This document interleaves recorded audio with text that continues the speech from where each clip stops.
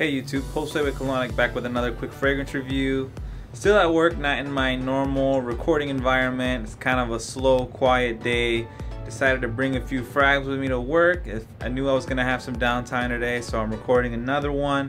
And one that I recently acquired that's kind of been a surprise to me, and I'm actually really liking this one. I've only had it for a few weeks, but so far I'm really liking it, and that's 1 Million Cologne by Paco Rabanne. Before I get into the scent itself, I'm still at work, don't have a tripod, holding my cell phone in my hand.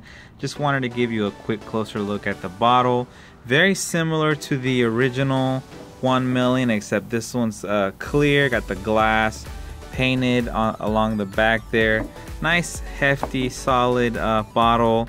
Except it's going with that clear theme, giving the theme of the actual cologne being that it's a lighter version of the original. Says 1 Million Cologne there in the front. Got a little engraving there on the top. The cap is plastic, but kind of like a heavy plastic. Overall, it is a nice bottle for 1 Million Cologne. Before I get into the scent, I'll give you the notes real quick. This cologne was released in 2015. The top notes for this one are marine notes, citrus cocktail of mandarin and cardamom, floral notes of rose with juniper berries, and at the bottom you got patchouli, tonka bean, and leather. So let's get into the actual scent. Alright, so getting into the cologne itself, basically what I get from 1 Million Cologne, obviously it's gonna smell like 1 Million. To me personally, still owning 1 Million, I've always liked the smell of 1 Million, but honestly I feel like personally I don't really wear it much because it's such a strong scent. It chokes myself out. When I wear it, my wife instantly starts complaining about getting choked out herself. And it's just a hard scent to wear. I mean, unless you're going to a club, but if you're wearing it casually out to like a restaurant or out just like with friends, it really is a strong scent, and it's hard to appreciate the smell of 1 Million because it is so strong. So the great thing about this cologne is that it keeps all the great components of 1 Million, but it actually it draws them back to the point where I feel it makes it pleasant. I definitely enjoy wearing this one.